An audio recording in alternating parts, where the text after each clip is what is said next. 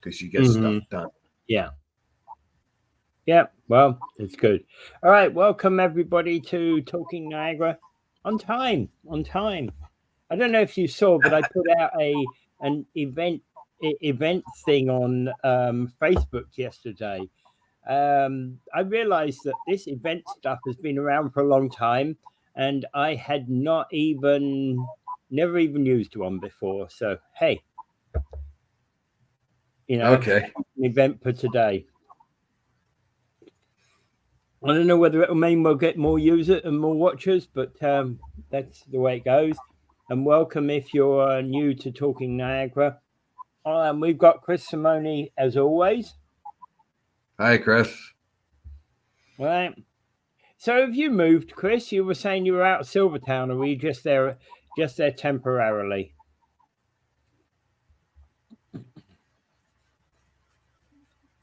Anyway, so what have we got for you today? Well, there we go.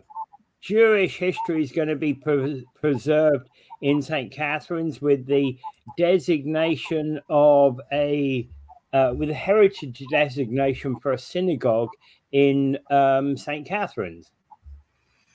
I think that's pretty good news because what's happening is I think our Jewish population has declined quite a bit.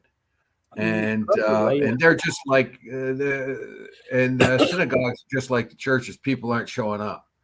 So I don't know if the population has declined so much, or they just haven't started showing up at the synagogue. Yeah. As many churches are closing because people aren't showing up, the synagogue has. So it can't sustain itself with its congregation, but it's a historical. It's this historical building. It speaks of 100 years ago when there was a lot of Jewish people come to the area because the Welland Canal was being built, and those Jewish people were kind of restricted in things they could do, but they brought carpenters, shoemakers, dressmakers, uniform makers, doctors, and various trades. But when we think of Rosberg's, not Rosberg's. I think it was Rosberg's right here in town. They're a Jewish family that made their money by selling work clothes and things to the vast amount of people that were working on the canals at that time. Yeah. So they filled a niche, and then later on became a family that owned a department store, like Mueller's did. They're, I think, another Jewish family.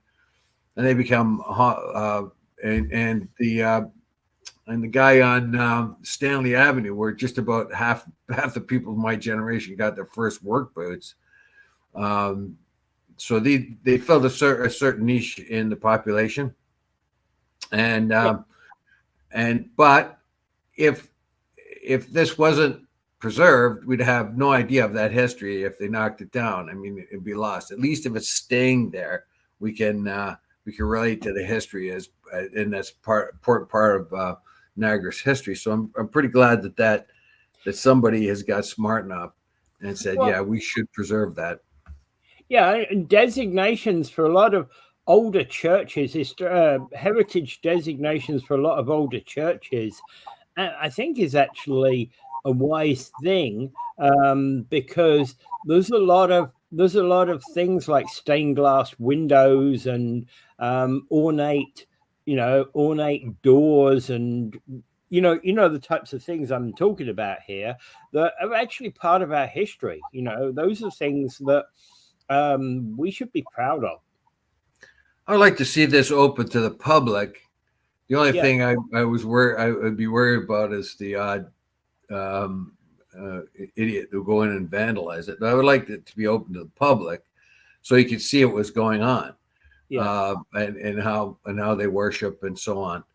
So I thought that might be important. It may be a good thing. Like, we are an ignorant population, I'll tell you that. So anytime you can get learn something, and this is a physical thing, you can actually look in and you can see the benches where the people sat, and you can see where the congregation was, and maybe somebody there could explain how the worship service went, etc.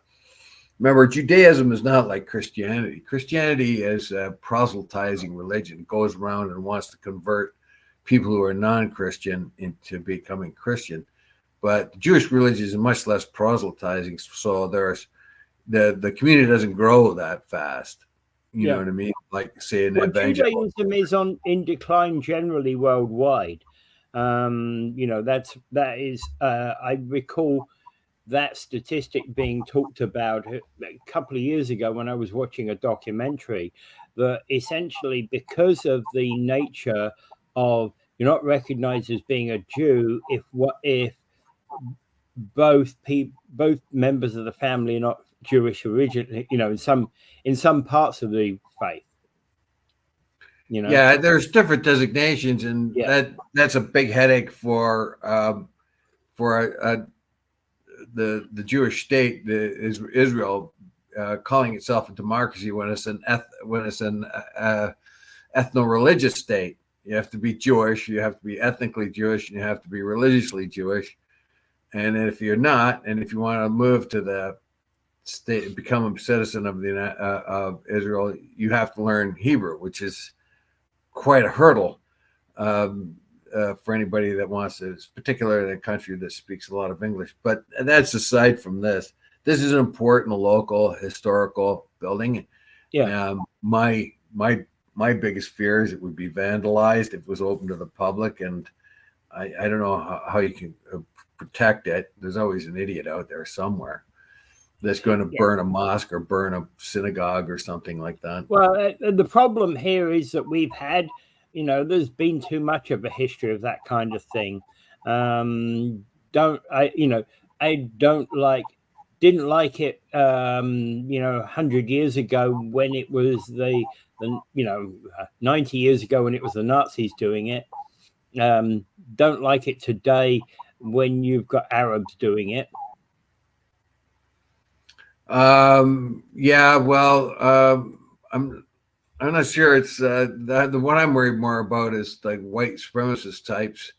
I remember the Muslims have a very strict rule that they accept the other Abrahamic faiths as people of the book.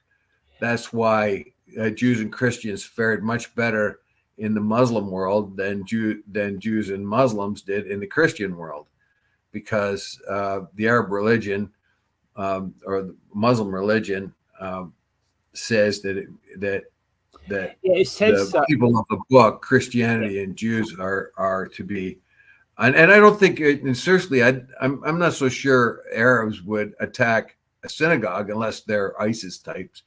Or Palestinians would. They may attack a bank or a country club or something like that. And it's the ISIS types that are the concern there, and it's only one of some of those that would actually be that way leaning, even if they wouldn't be fully blown terrorists, that would be, the concern about those that would actually tear up a church. I'm with you. A church of any designation.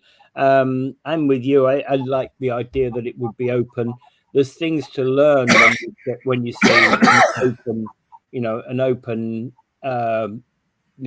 museum, so to speak. It can house a museum in a corner of the, in a corner of the church, even.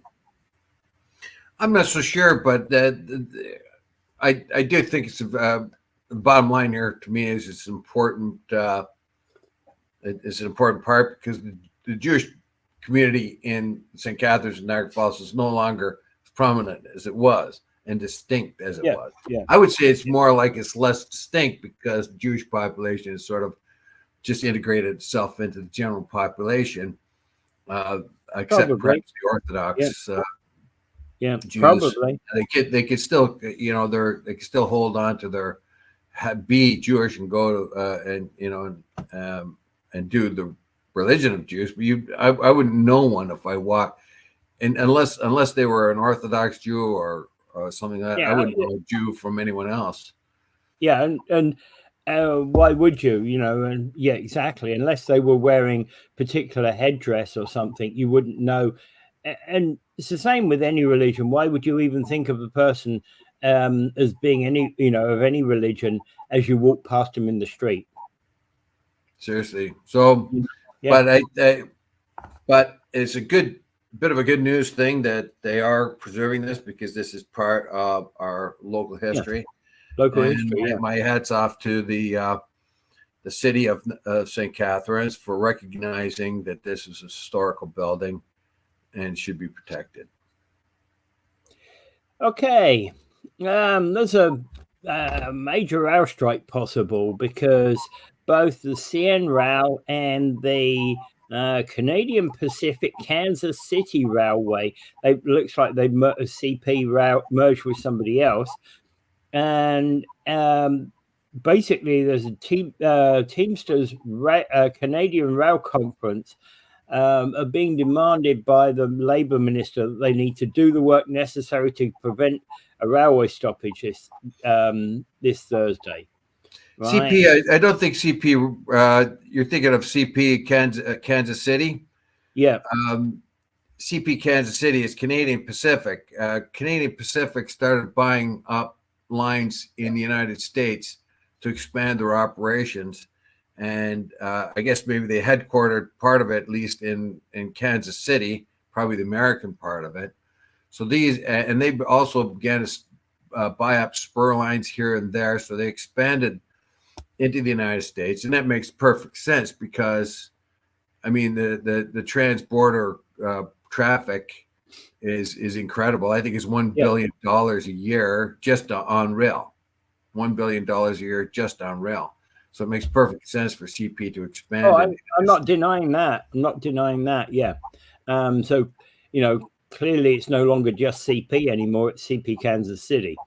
Right. Well, yeah, they had trouble in the early days. They had trouble with the name Canadian Pacific because that held back some of their business. So they started having to in the States. So they did something instead.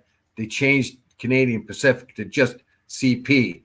So when people came to get do contracts with CP, it didn't look as if they were doing business with a Canadian company. So that was part of the hitch. And then they've just sort of changed it to Canadian Pacific Kansas City. I think people are used to it there. But in any case, we have a real crisis ahead of us here. The rail lines in Canada are essential because of our vast spaces. And the trade networks we have with the United States are essential to our economy. Yeah. Rail workers by tomorrow could go out on strike, which would impede the economy of Canada immensely. And it would even cut into the U.S. Market. They've already stopped shipments of medical and certain frozen items and medical items, essential items. They've already stopped the shipment of them on rail, on the CN and CP, because they don't want them to get spoiled if there is a work stoppage. Now the rail lines, the union has said they're going on strike, but in a countermeasure, the rail line said that they're going to lock them out. A lockout and a strike is kind of like the company doing its version of a strike. How long will we be able to carry on without the government stepping in? Well, that's an interesting question because NDP leader Jagmeet Singh has already said the federal government should not intervene through either binding arbitration or back to work legislation. That's easy to say at this point. It is. I agree, especially for a leader who has no real clout. Yes. He doesn't have any real clout, but he could say that. But even he, at a certain point, if this strike goes ahead or the lockout or both go ahead, that would severely affect the Canadian economy, extremely so. We have very few in industries or services like this that are very essential to the economy of the country. We saw what happened when they were striking at the Seaway. It was extremely urgent to get just the Seaway. That's the Seaway. That's just the ships going through the lakes. But if you imagine the rail across the country and well into the United States, yeah, but that having a backed up, shutdown. that Seaway strike backed up those ships for the remainder of last year. Yes, and it could have had a super detrimental effect on the economy. The rail, however, will affect large and small businesses alike, because the rail transport, as I said before, is essential in a country of vast distances like Canada and the United States. Jagmeet Singh, and even now, the government has stepped aside and tried to let the parties resolve their issues on their own. But there's going to be a point, whether we're Jagmeet Singh or whatever else, if it is a lockout and a strike, then the government will have to step in, because it will severely affect the economy of the country, to the point where they'll have to legally legislate arbitration. Well, and also it affects both Canada and the United States. We already, we can already see that, because there's always a large amount of cross-border traffic anyway. Because of certain routes, it might well be more convenient to transport Canadian goods through the USA, and the same time US goods through parts of Canada as well. So all of this is about route planning and how many days it takes across certain routes, right? So a lot of that actually is vital for both the US and Canadian economy. In the US in particular, the government here has to realize that CP will lose some of its market if there is a strike. Yeah. Obviously, some of their competitors will pick up the slack, and they might not get it back. Yeah, and I believe probably the union recognizes that as well. And right now, all we can hope for is they get to that table and they start hammering out a deal. They're very far apart at this particular time, and I have a feeling that if they don't get at it and get it done, the government will have to step in and will have to insist on binding arbitration.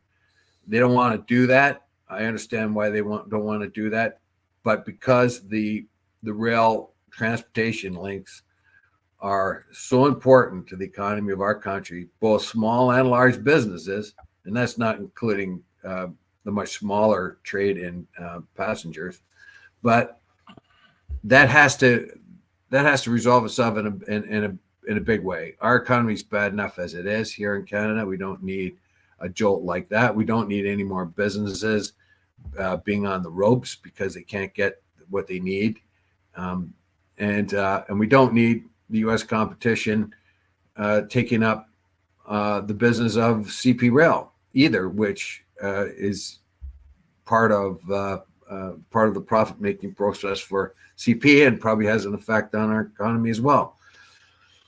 Well, anyway, the other thing, industry, yeah, go ahead. I was going to say the other thing is that Christopher Manati, who's the director of public affairs for Teamsters Canada, is basically saying the rail companies are trying to erode protections in the agreement around scheduling, fatigue, and rest, and they're pointing out the need for safety in that regard, and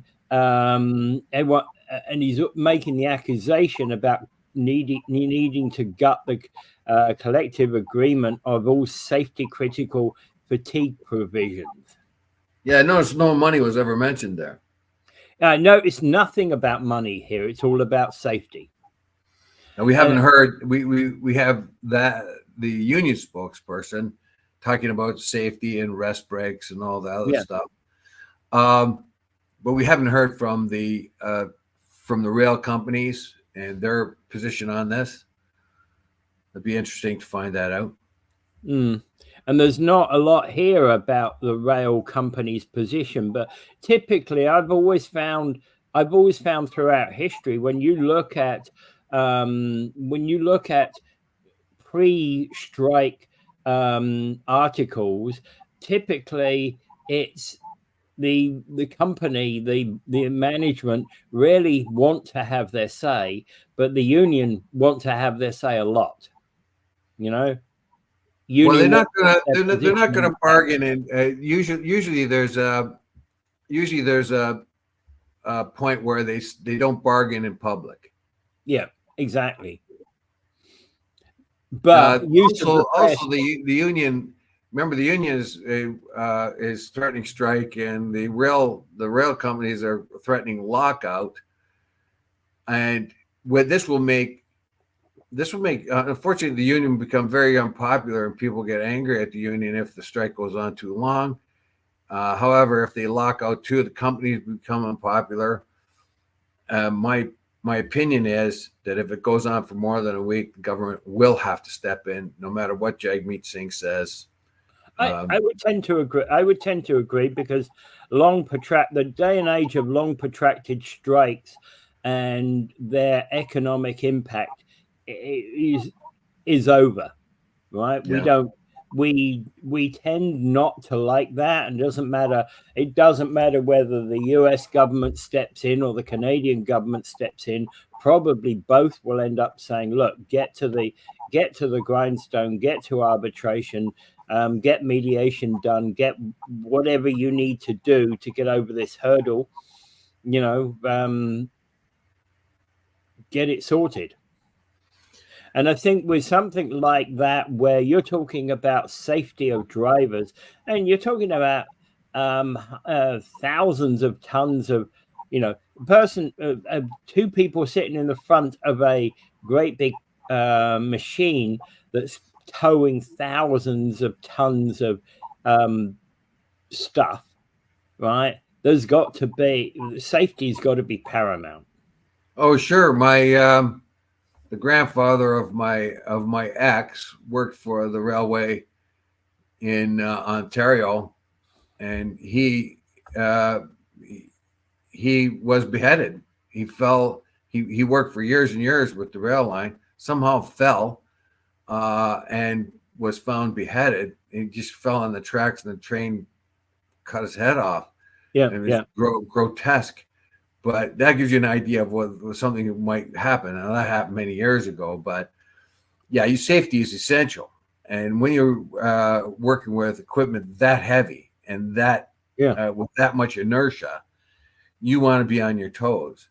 So that rest breaks and things like that, I think it has to be studied very carefully. Of course, the companies think they can push their men until there is an accident. The union is probably trying to be proactive and say, look, we're going to have an accident if we don't get more rest breaks. Yeah. And I'm presuming that in relation to this, what they're meaning by rest breaks is that presumably if you're driving one of these, that there has to be turnaround of drivers, engineers at a certain point. You swap one out for the other, and you've got to have things like lunch breaks on those, presumably often in the fly. Yeah, and rail errors are the ones that cause the accidents. When you have the severe accidents, it's usually where somebody hasn't done their job or checked it. They may switch the line, so this train's supposed to go on that side, and it doesn't happen, and they get two trains smashing into each other. Or somebody, the engineer is driving the train, and he as has happened in Burlington, a couple of decades ago, where a new engineer was being trained, and he took a corner too fast, and much faster than he's supposed to, and he flew off the rails and killed some people, including himself, I think. So these are human error things, and although we have a lot of computers and tracking nowadays that reduce reduce the danger of human error, it still is out there. You know, and if you have a lot of people, if you have people that are fatigued, yeah, it's still a human pushing the go button, so to speak, isn't it?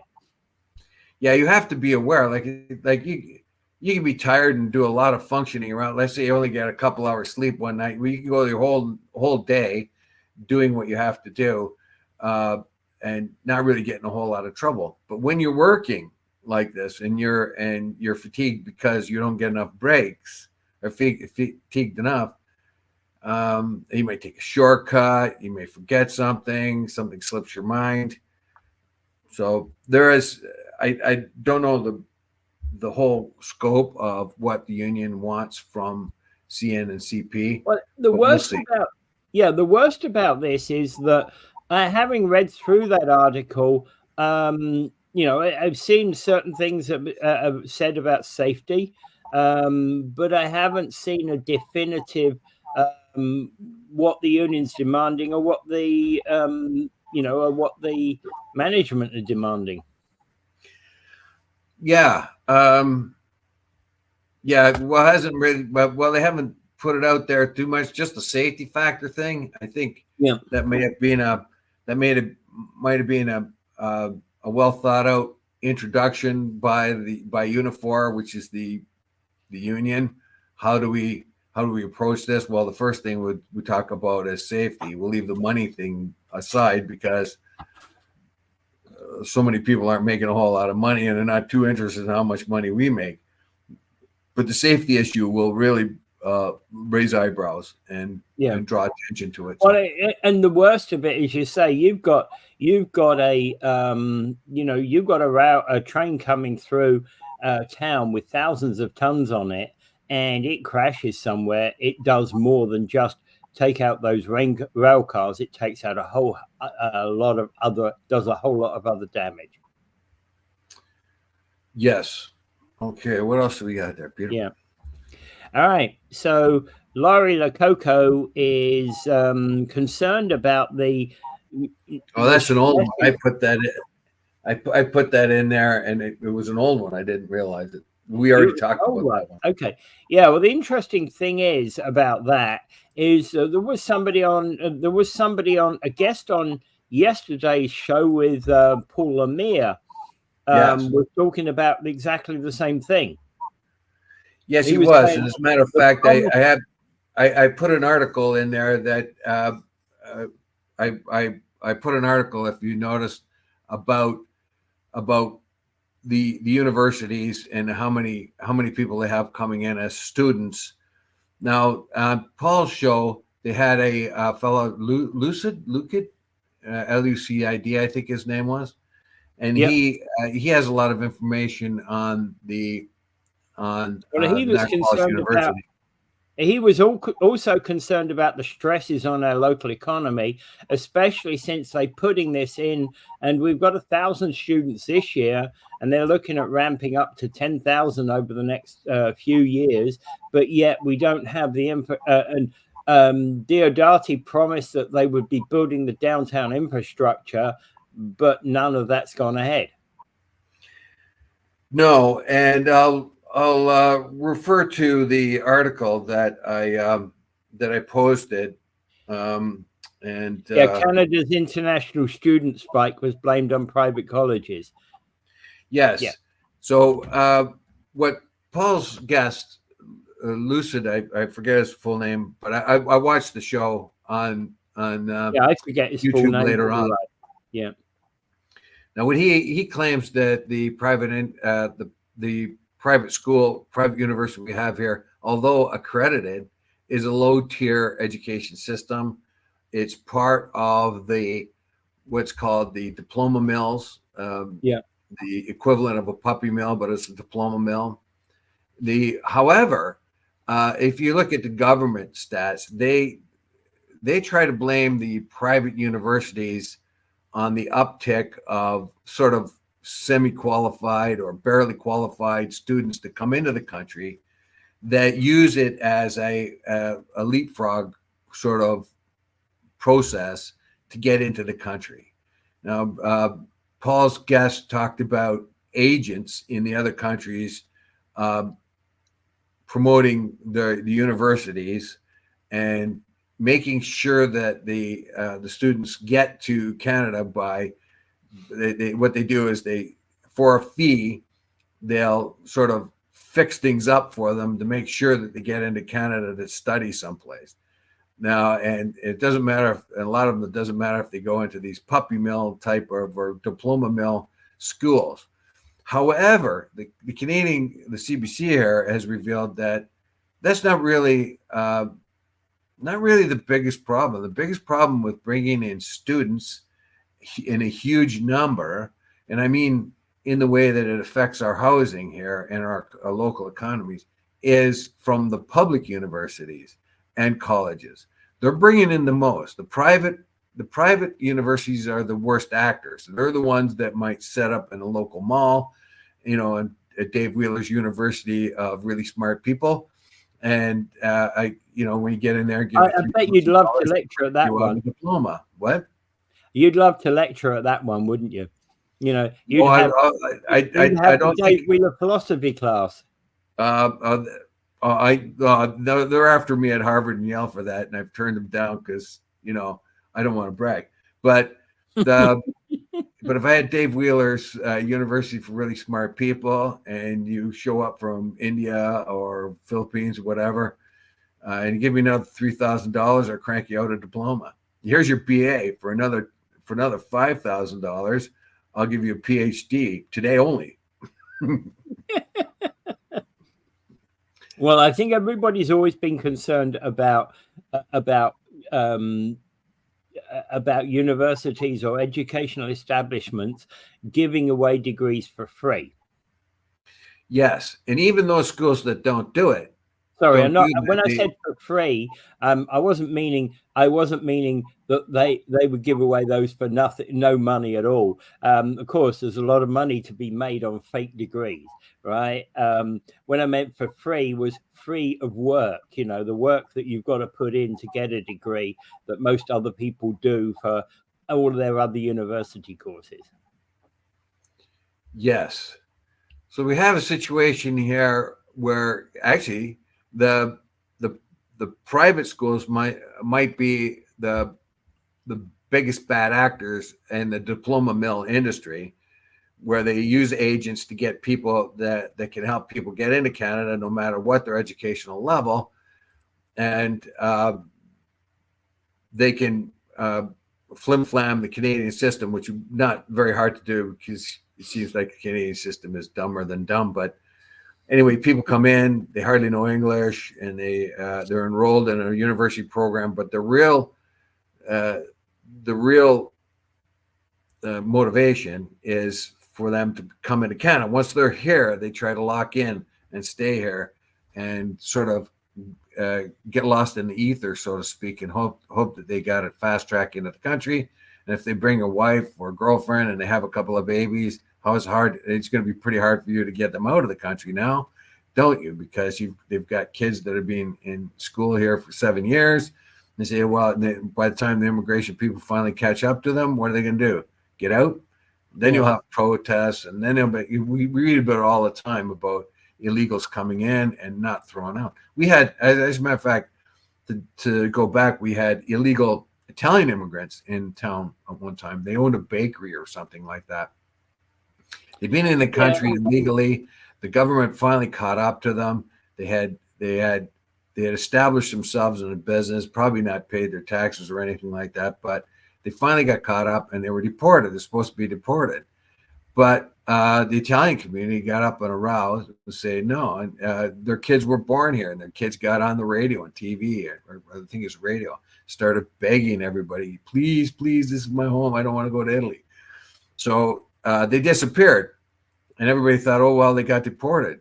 But an intrepid reporter tried to dig it up, and they found all they did was the government put them in Manitoba and let them stay. So how much teeth does the immigration people have? We're a clear violator of the immigration problem, leapfrog the other people that do it properly. I think people that that do that should be punished because they are they're interfering with the immigration process for people who do it the legal way. Yeah. And okay, so they put in this article, the colleges and universities with the most study permit applications. And included in that list is Niagara College, Canada, which is 11,199 permits for incoming students. So, this is a public school, of course, not a for-profit university. Yeah, that's the whole point of the article. The whole point of the article says the biggest importers of students are the public. Yeah, public universities. They way outnumber the private, even though the government, the provincial and this article says that the provincial and Canadian government like to point to the private schools, but the thing that's really making the problem is the number of applicants that come into the country, students that come into the country for public universities and colleges. And they are the ones that are putting the real strain on housing. Well, 11,000, you see, that's 11,000 students. Niagara College is fourth on the list, and 11,199 students is a lot to place. Now, it's probably true that Niagara College would have 11,000, more than 11,000 students going through its body at any one time anyway, right? I'm not so sure of the population of Niagara College, but what the article makes very, very clear is this is big money. This is big money for the province and huge money for the universities. And it's a real cash cow. And as a matter of fact, that is what is quoted in the article I sent you. Yeah, I know. It is a huge cash cow, and money is driving the ethics here. The ethics have been swept aside. The effect on the community, the amount of homeless, the amount of rise in accommodations, the price of accommodation, all that, a lot of that is driven by students coming into the country, vast amounts of students coming into the country, particularly Ontario. And Ontario makes enormous amounts of money off of these. They are clearly going to look the other way when somebody starts to say, we've got housing problems. And no wonder the students are being forced into the soup lines because they're sharing an apartment which maybe only 3 of them can afford. They're only required to bring $20,000 with them to go through the school year. And of course, then they're going to go to the soup kitchen, Salvation Army, and Project Share to see if they can get, food, clothes, whatever, and save money that way.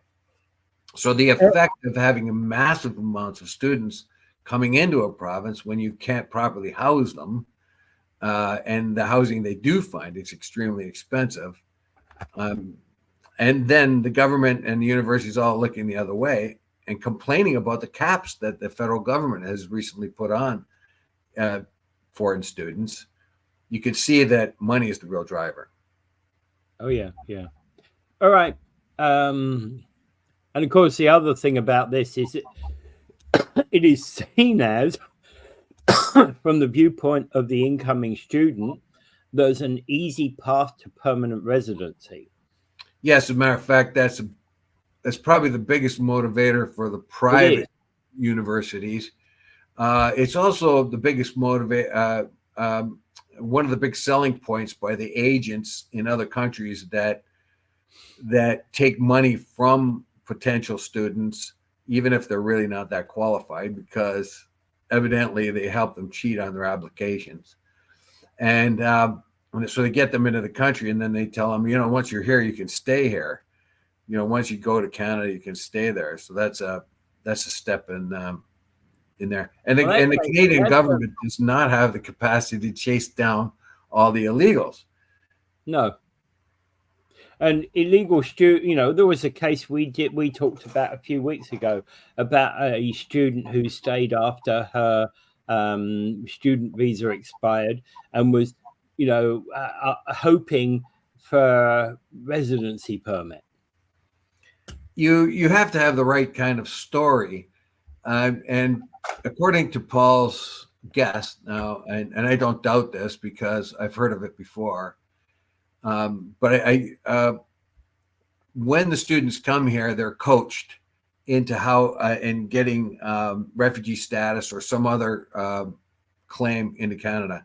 So part of the whole process is they get them over here, and their agents back in India or Philippines or wherever they might be coach them on how to become a refugee in Canada. So this is what you got to do. These are the stories that work, and so on. We found that same thing happening on the southern border of the United States, where the people movers were coaching their clients, so to speak. The people smugglers were coaching their clients on the stories to tell to help them become refugees in the United States, so that they can be protected at least for a while until their cases are heard. And refugee case takes a lot longer than an ordinary illegal going over the border type case takes. Yeah. And they found that at that time there was 4 stories they told, and they were all identical. The 4 stories were all identical. So 4 different stories. Choose one of these stories and see if you can and these particular stories work more than other stories. So they coach them in that. Yeah.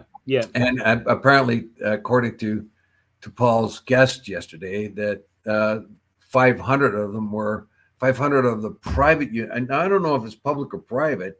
I think he claimed that private universities were coaching their people into becoming refugees, and we're able to do that, get 500 of their students as refugees. Now, I don't know how true that is, but that's his contention. That seems a stretch to me. Right? It really does, because you come here as a student. That's a different type of arrival in Canada than is a refugee arrival. But I mean that's what he says, and I don't know the basis by which. Yeah, I'd like to know more about that, because to me it doesn't seem as if you can come as a refugee and then become a student. He also had some disturbing accusations that Jim Diodati's daughter's business was connected somehow with the university, and that may temper Jim Diodati's view on the university one way or another. That's very dangerous. You have to be very careful about what you say. And that's definitely a potential conflict of interest. It would be an enormous conflict of interest if it's true. So he has suggested, if I heard him right, that Jim Diodati's has a business and is somehow connected with this private or members or board members or executives or something with the university, maybe, the university and the Ryerson thing, Innovation Hub, sort of overlap there. So I don't know which ones you're supposed to be associated with. But when you make that kind of, I hope he knows what he's talking about there, because that would implicate Mr. Diodati, Mayor Diodati. It would be conflict of interest for him. Well, potential conflict of interest there. I'd like to see the evidence. Yeah. So by not saying who and why and what, that's, I don't doubt that he thinks that, but the evidence has to be there. Yeah. Okay. So moving on. Crates of GM machinery for electric vehicle plant awaiting installation in St Catharines amid an announcement by General Motors that they are going to be laying off 1,000 staff worldwide. 1,000 worldwide is pittance, but they've already, what it is. doesn't mention here is they've already laid off a bunch. They laid off a bunch, some months ago. Yeah, we know And, that. they're in pretty good shape, though. They're off the books for up to a year, but they're getting paid 80% of their wage or something like that. So they didn't permanently get rid of them. Now I understand why GM is getting a little bit nervous here, or the union is getting a little bit nervous. They've had 1,000 people worldwide. They will or be more because the electric vehicles. They're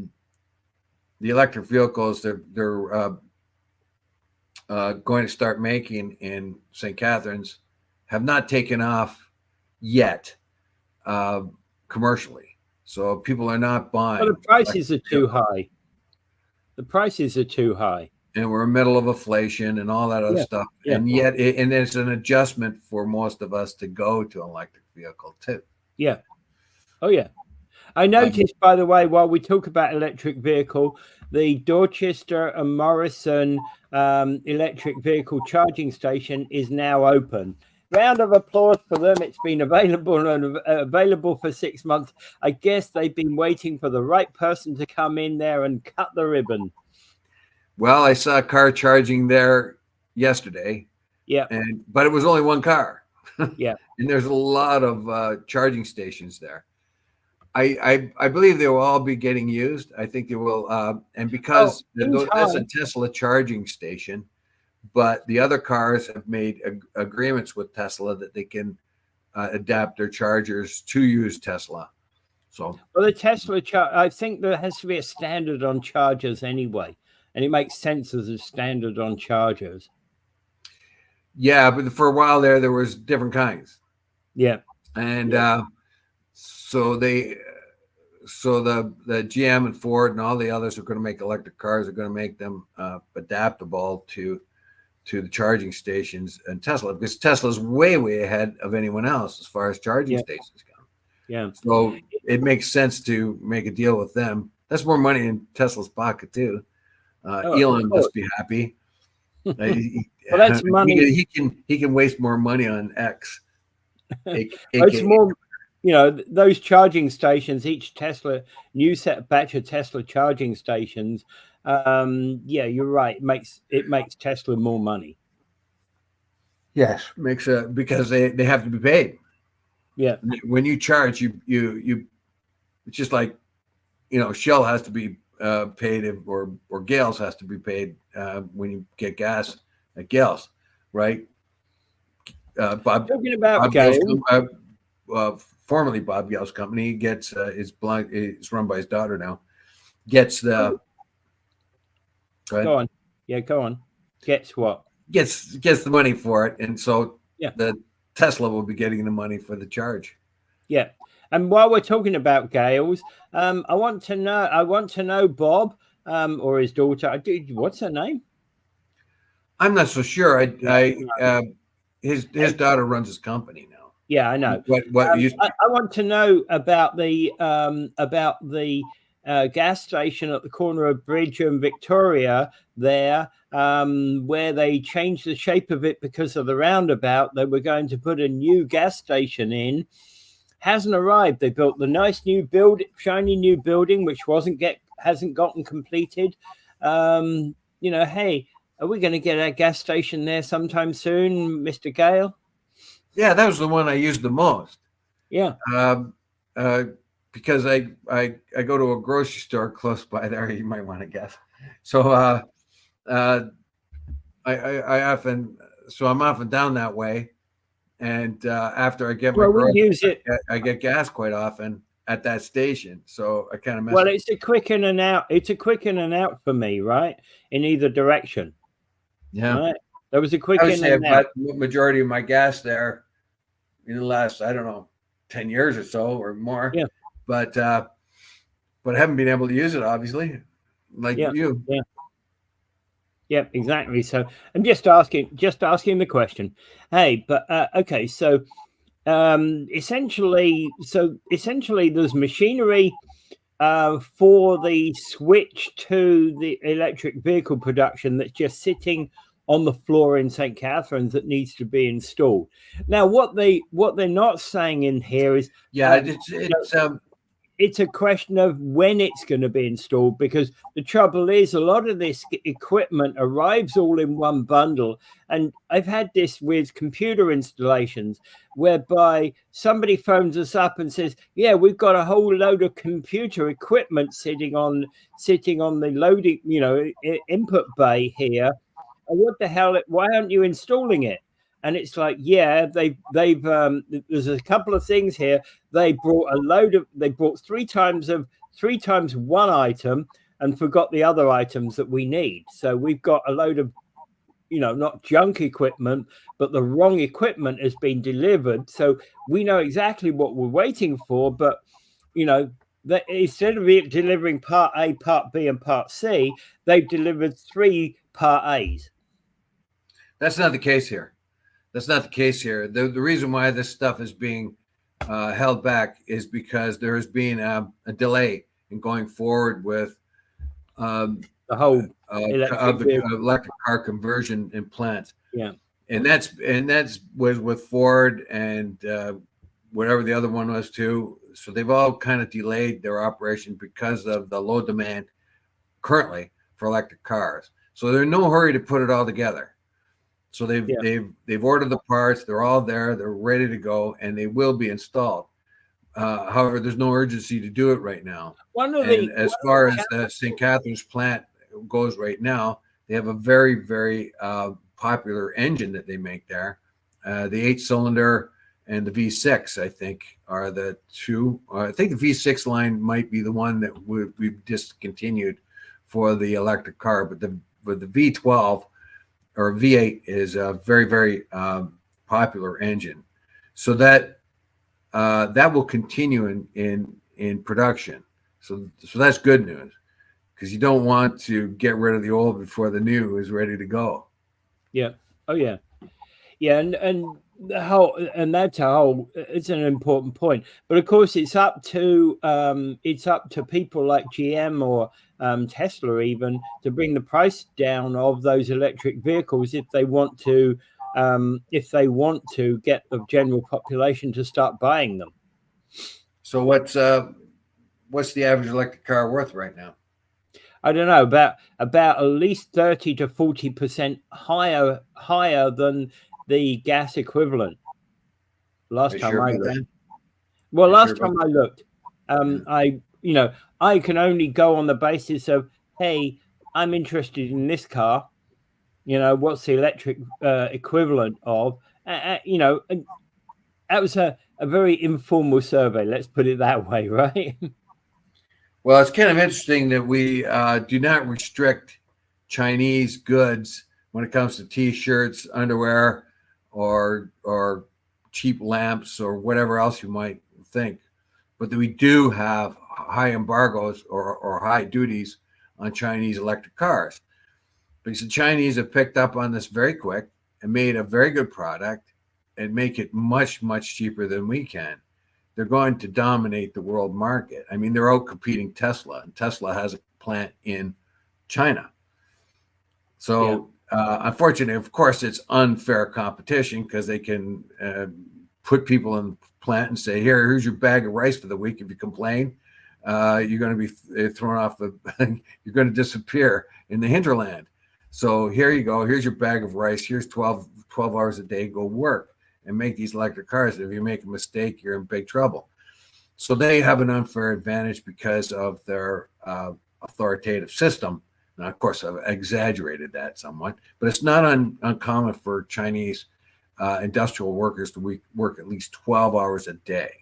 Yeah. And with little compensation, no such thing as overtime or anything. And this is all over the world where they work too, even in other countries where they might be building roads or building docks or even servicing them, the ports, etc.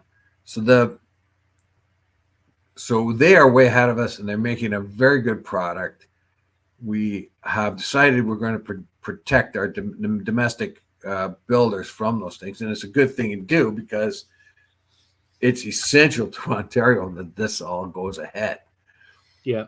And I believe it will in time, in a very short time, I hope, because that will add to the economic wherewithal of Ontario, add more jobs. That means more spin-off jobs, et cetera, et cetera. So I hope they get this right. I hope they get it right quick. Yeah. Okay. Yeah. Anything else on that? And just let me just see if we've got some comments. Yeah, I've got some comments. Okay. Well, I've just got Robert saying good morning. Yep. Good morning, Rob. Hi, Robert. Yeah. Okay. Moving on. So this is actually a disturbing report. They're saying as many as, and this is actually where there's a bit of, I think the star for, there's actually, I'm not blaming the star. They're saying that there's as many as 234,000 Ontarians that could be homeless, but yet at the same time, the Toronto situation was 10,600, and the official count in Toronto was 10,627 homeless people. So how could that possibly be the case? And this figure comes from a briefing document that was given to Ontario's new Deputy Housing Minister, MPP VJ Thanigasalam. In June, yeah. Well, the stars quickly debunked. It quickly debunked the numbers. So the star in this particular case has debunked the numbers, pointed out that the government has made an enormous error. They a report to the government cited there were 234,000 persons homeless. However, there was a mistake in the estimate. It shocked everybody. It shocked all levels of government and the opposition. Nobody knew it was that bad. It made it sound as if it was a problem that couldn't be solved because it was so huge. Yeah. But they made fundamental errors in it. However, they added people that were at risk of becoming homeless, basically, or on the poverty level. They added among the people they added by mistake to the number of homeless were people who had to pay over 50% of their income for rent, and other people that were in they're obviously those people are at high risk of becoming homeless, but they're not homeless right now. That's right. And the homeless numbers are vastly different. They're tens of thousands, not hundreds of thousands. Yeah. And the other question here is that also, as is anybody who is like a month behind on their rent, they're at risk. They're at grave risk for becoming homeless as well. If you can't catch up within the next 3 months, the likelihood is you're going to be tossed by the LTB. Well, Toronto's own count of its homeless was roughly 11,000 people. Yeah. So suddenly the government and the experts are completely baffled by this number of 240,000. But it was a mistaken number, and they've come and sort of rectified it. And of course, it ignited the suggestion that 234,000 Ontarians could be homeless. Ignited outrage last week, with opposing politicians accusing the government of allowing the problem to explode from an estimated 21,000 people in 2018, according to the Auditor General's report. But it's quite terrible. It is simply terrible. The 234,000, that was from the Ontario, the NDP, Jessica Bell, NDP housing critic, wrote an X last week. However, everybody's jumped to the conclusion. Nobody's questioned the report. Everybody's jumped all over the government for these terrible numbers and how they got out of hand. But why didn't anybody question the report? This jump to reaction thing is all too much of a problem in our politics. As soon as somebody says something, somebody completely accepts the facts and jumps all over. Why do you accept the facts when it is obviously a huge number that nobody expected? Not you, not the government, not anyone else. So if something smells fishy, it probably is. Yeah, and basically, there's also, according to Justine Teplicki, who's a staff member for the Department for the Statistics Canada, basically saying that the 234,000 number doesn't represent the number of people experiencing homelessness in Ontario. That's significantly lower. They're saying the official count of these, based upon receiving social assistance payments while facing homelessness, is around about 31,800 as of June. I suspect that number to be probably more likely in the upper 40s, because as we know from here, there's a lot of people who would not be due any social assistance payments anyway. Or they're not collecting them, or they don't have a permanent address or someplace where they can get them. Here is a problem, though. This is just as much a problem, I would say. Now, they accidentally added this particular piece of data accidentally added this piece of data onto the homeless, which includes 150,000 plus households who reported to Statistics Canada spending more than half their income on housing. Yeah. All right. Those are the only ones that reported it. So if you have 150,000 households spending more than half their income on housing, that is a terrible stat. That you is have people, all those people are at risk of becoming homeless, but even if they don't, their standard of living is extremely low. I mean, the resources are, are they eating well enough? Are they, can they take enough baths? Can they, you know what I mean? I mean, these aren't the people that you have to tell, cancel your Disney Channel. Again, though, that 150,000 households, some of those buy into temporarily more expensive housing than they can afford, knowing that their lot is likely to improve next month, next year, etc., etc. So it's part of a longer term policy for those households. This is another disturbing fact here, that they say the 31,816 people statement does not account, but that number does not account for the number of people who are homeless but not receiving social assistance payments. So they're not receiving social assistance payments. Yeah. Which Toronto-based street survey from 2021 indicates is around 42%. So if you can add another 42% onto that, that's quite, you're talking about 40,000 people at least being homeless. Yeah, in Ontario. And that number, the number is probably 45 to 50,000 people as a rough estimate based upon those figures. Yeah, it's the hidden homelessness that is pretty problem. Those relying on stopgap, and that they also talk about the hidden homeless. While some homelessness is visible, official counts also are complicated by what is called hidden homelessness. Yep. Those relying on stopgap options like couch surfing, as well as those who don't interact with sites like shelters and respites. If they don't interact with shelters and respites, it's hard to count them.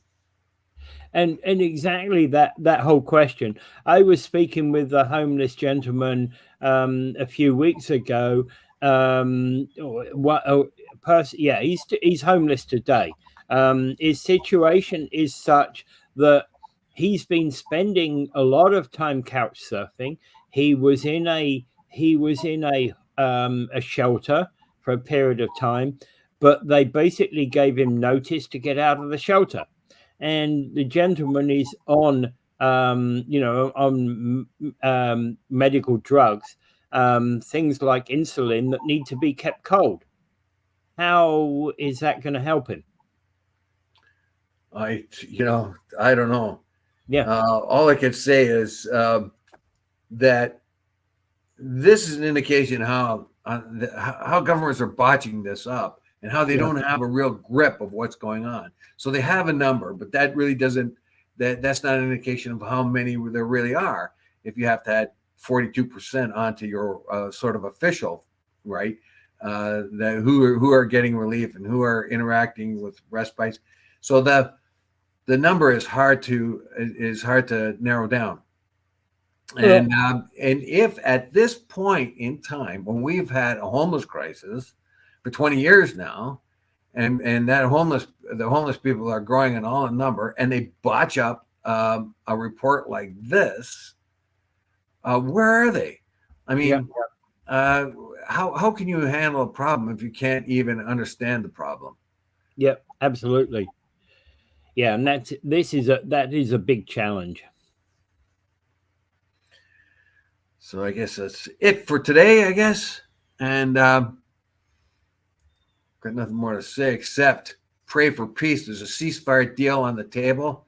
It seems to me that Netanyahu keeps putting obstacles in the way so that the peace deal can't go through. Blinken has given him tongue lashing, but I don't think it'll have any effect. They'll do what they want to do anyway.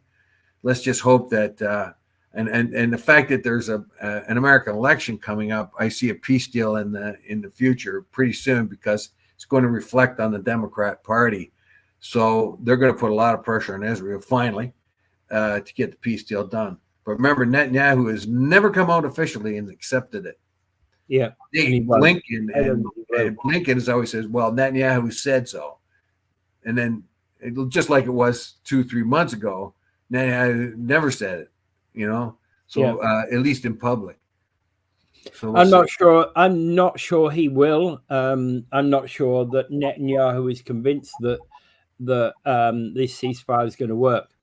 Well, if you can see how much they've ramped up the fighting, they're going to try to get in as much damage as they possibly can. They're killing people all over the place now, dropping bombs. Like there's quite a bit of an assault going on at this point.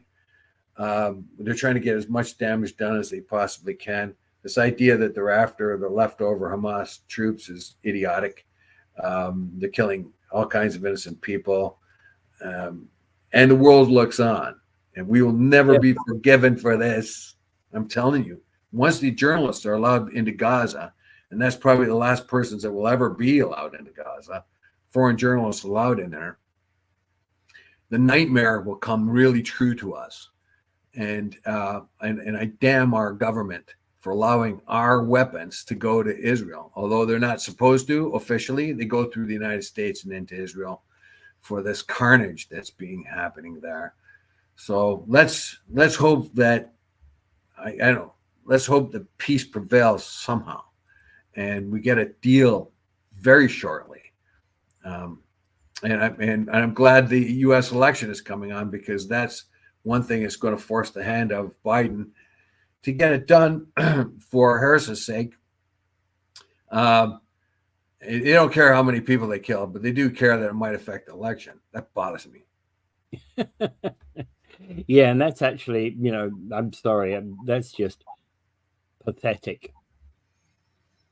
Anyway, without further ado, I bid you pray for peace.